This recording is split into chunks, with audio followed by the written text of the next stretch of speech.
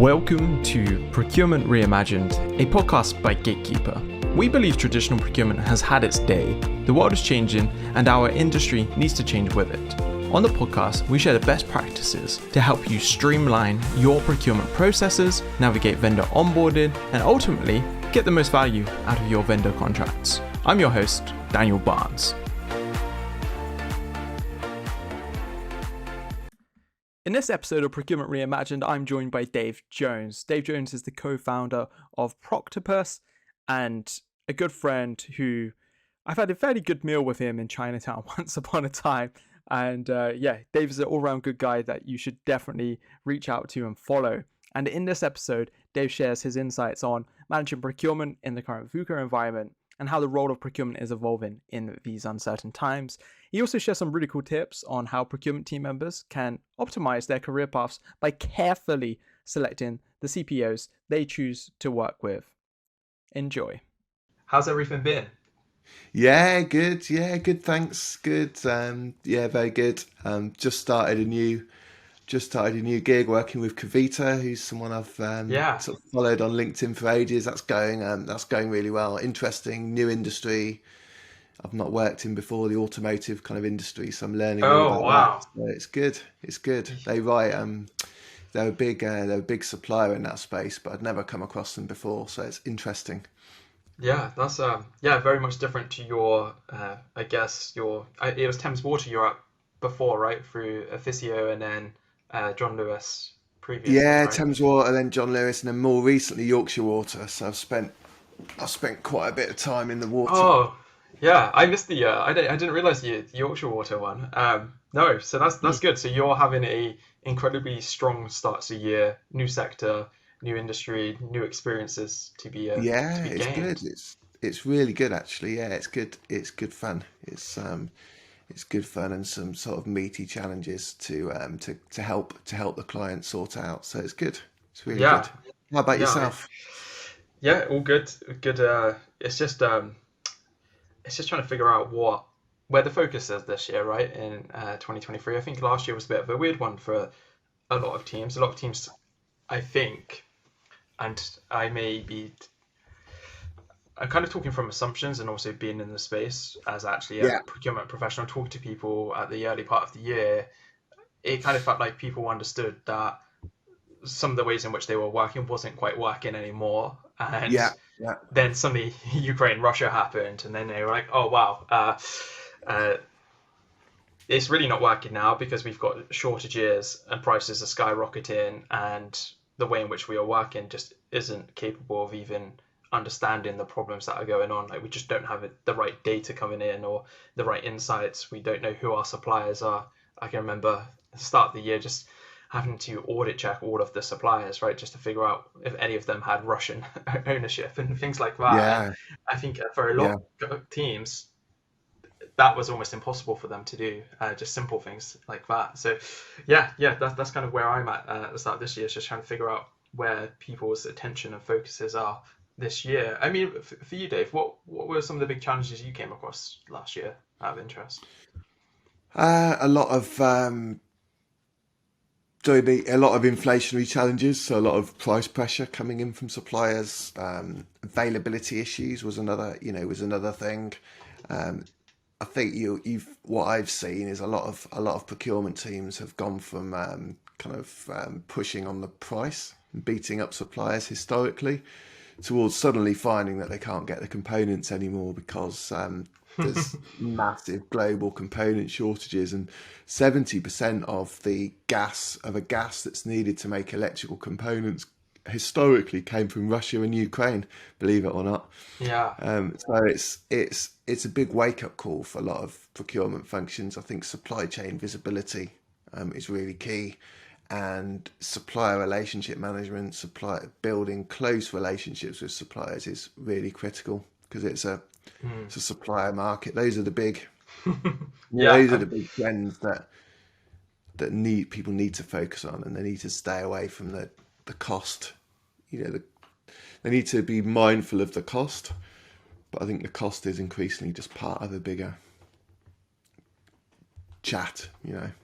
Yeah, it's also when we're in an inflationary environment, extremely hard to suddenly knock off a bunch, like a set percentage or even a fixed fee, especially if you're not giving anything back. That's why your point around supplier relationship management, if teams are actually going to implement SRM, uh, typically that involves giving something away to your suppliers, of course, as well, Yeah, some sort of yeah, yeah, partnership benefit. That's probably a very sound way to go, and that that idea of being customer choice, uh, I imagine the customers who spent time with their suppliers probably don't have too many supply issues right now, but the ones who are beating up their suppliers over uh, fixed reductions, cost yeah, reductions, are probably the ones now that are feeling the full force of the VUCA world that we live in. yeah, yeah. They'll definitely, yeah. The car sector, they can't get components because those factories have switched to making components for higher margin Oh, products like laptops and monitors and wow. consumer. So it's really it's really fascinating time for procurement, isn't it? Um, Yeah, yeah. No, yeah, I think it is fascinating. I think that's just a fascinating insight in that it just shows that if you're not on top of all of your and that I'm just thinking I was going to say your strategic suppliers, but that may not have been even a strategic supplier, so it probably uh, gives more providence to the fact that you actually need to be all over your supplier base. You need to understand what's going on there you because if do, one of your suppliers just decides, hey, actually, we're not going to supply you anymore. We're not going to supply anyone anymore how we were. We're going to switch and we're going to change all of our operations and start making this yeah, stuff over here because it's easier, it's more money for us, and that's a that's a win-win for us. And you're going to lose out there, sadly. That's a and also I guess a supply diversification point as well. But yeah, yeah, don't want to yeah, get and too bent with really, one. yeah, really understanding your suppliers. How critical are they to you? Have you got alternatives? Is really really critical, particularly where it's component, where it's physical, products. It's, that's because suppliers, I think, have got the cards now. Less so than customers in a lot of cases. Yeah, and I always marveled at 3D printers, and in one of my roles that I had very early on in my career, I was buying these industrial scale 3D printers so that we could print components instead of Yeah, relying on suppliers. But there's just such a huge capital to do things like that. So and you also have to have the knowledge, the like the designs and everything else. And like you're right, it's a supplier world right now. They have the leverage, they have the innovations, they have the intellectual property. More importantly, um, so yeah, they do. there's not much that They can be do. done there. And UK, I mean, UK businesses. Let's not get too much into politics, but we've made it so much harder to do business with the UK with Brexit. So let's face it. If you're a local UK business, again, it gives more power to the suppliers because they are going to send their products to countries that are a lot easier to deal with than we are. I had to return something to Amazon recently that I bought. Just a bedside light, and it happened to be needing to go back to the Netherlands. And I took it to the local corner shop, and he said, "Well, where's your customs mandate?" Oh I was like, wow. "What?" I had to fill in 3 bits of paper before he was able to send this.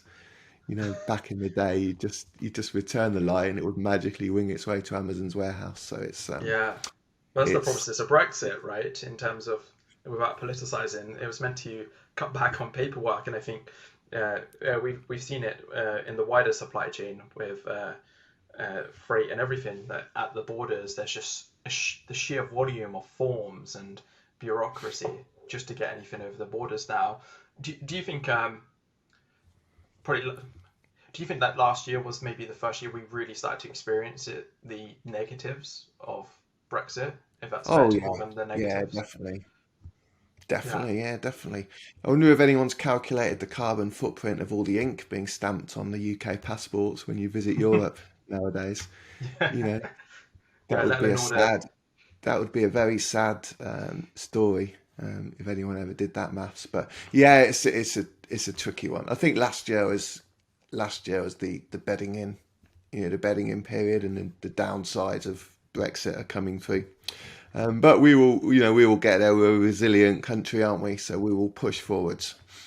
Hopefully, yeah, yeah. I like your optimism, so let's continue with that. Dave, I'm really curious. Last year, um, and you may not want to be overly specific, but what sort of what did you enjoy most in your procurement role last year? Um, the breadth increased, and it has increased. I think it's actually I'd go the last 2 or 3 years probably since COVID. The breadth of the procurement role has increased massively. So it's moved away just from the process, running the procurement process, which a lot of businesses were doing, to one where it's a broad range: risk, supplier management, what you guys do at Gatekeeper, contract management. It's a much broader role, which makes it a lot more interesting and exciting and wide, wide ranging. So that's the thing I've enjoyed. I've enjoyed the most. And what else have I enjoyed? Um, I guess just adding value. So a lot of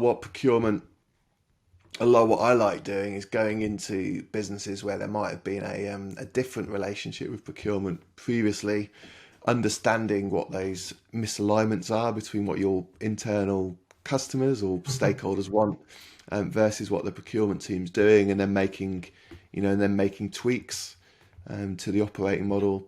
So I really enjoyed doing that as well for the last year. And I guess just working with really great. I mean, a physio who I was working with, really strong, really great consultancy. So it was really good to work with very positive, driven, enthusiastic people. So that was another thing I really enjoyed doing. And also at Yorkshire Water as well, the client was great. Um, Really good board support for the transformation that we were implementing. So it was good. It's been a really positive time. It sounds like you've had a very lucky year in some ways compared to, and we both talked to a lot of people in the space, and procurement isn't always well received in businesses. It's not always supported from the top down, and some Yeah, people get stuck doing really low value work, right? Which is, I think, to your point, it's kind of just like managing the process of procurement, and what that normally means is sourcing, right? Just the let's get something out to our suppliers.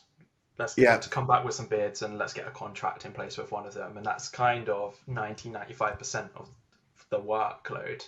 And you miss, like, your breadth of work that you just mentioned was very similar to mine at the start of the year, with things like I was looking at with the risk management piece, information security, yeah, ESG was yeah. coming up, sustainability, scope 3 was starting to creep in, and cyber vulnerabilities and things. Oh, my mind was just boggling at the start of the year with, like, oh wow, like this is really becoming quite a wide role now. And I just think what you've said is almost like the dream for a lot of procurement people out there, and actually maybe to some, they're probably not even close to experiencing that breadth yet of the role. Is there any sort of, I'm just thinking here, any career advice? Is it to go out and chase those kind of opportunities a little bit more? Is it to build a network? Yeah, good question. So I think there's two or three bit of roles, for example. So depends on kind of what level you are. But if I'm going to assume for a minute you're not the head of procurement, you're not the CPO. So within your own sphere of influence, a lot of your internal stakeholders are calling out for these new areas of demand. So if Mm-hmm. you were to talk to let's say your IT, your head of IT, for example, if we use them, they will be really keen to understand, how they can get more sustainable solutions in. They might have, CO2 emission targets coming down from the board, etc. So they might be really open to working with you.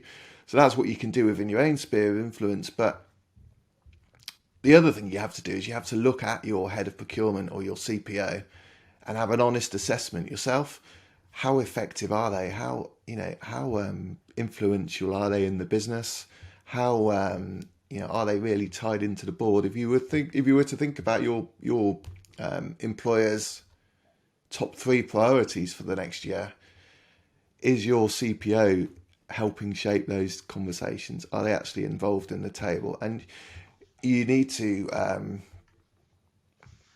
have an honest reflection and thinking about how to phrase it, and then just find another CPA to work for. I'm afraid, Yeah, because I agree.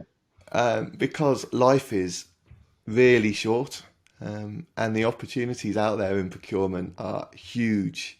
And I think there are sort of 20 to 30%, I'm making up these percentages, 20 to 30% of the CPAs out there are really there, and get it, and are really apt in these areas of excitement.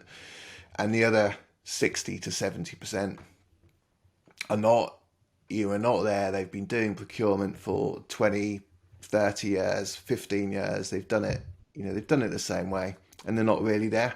And you can either stay there, and do that kind of style of procurement for the next 15, 20, 30 years, 10 years of your career, or you can make a choice, and find one of those top tier CPOs. So the boss, I think, unless you are the boss and you are the head of procurement or the CPO, that is one of the key facets to success. Yeah, I think that's very sound advice. Always look to your leaders, make sure you align with them, and make sure they're going to get the most out of you as well, right? And you the most out of them. It's definitely a two-way street there. So yeah, no, that's really cool advice. I think just going into this year, I think it's going to be a tough year. And if you're doing unfulfilling work in a tough economic environment, I'm just concerned that people will leave procurement at the time when we actually need more people to stay and more people to join. Dave, I just wanted to ask you a couple of questions just to close this off. I'll ask these two. So firstly, what is the one piece of tech that you can't live without? And that could be anything regarding your procurement work. It can be the most basic tech, it can be hardware. What is that for you? The most. Let me just have a think. Let me just have a quick. And I'll give you. So I think you're the 8th person I've spoken to on this podcast that I've asked that question to, and I think 4 or 5 people so far have genuinely said their mobile phones.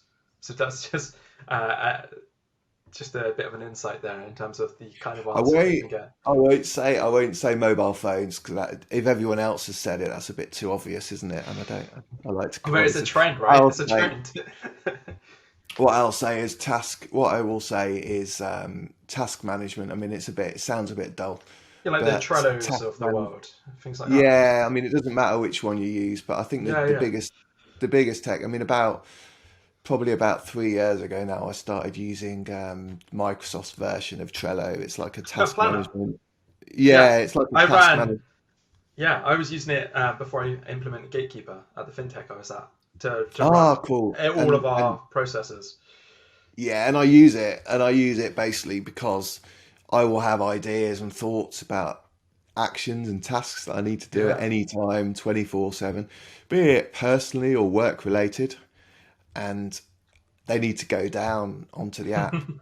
And I have a shared one personally as well with my wife, and what it means is that when I say I'm going to do something personally or professionally, it definitely happens in the time agreed, which helps a lot from a personal viewpoint and a professional viewpoint.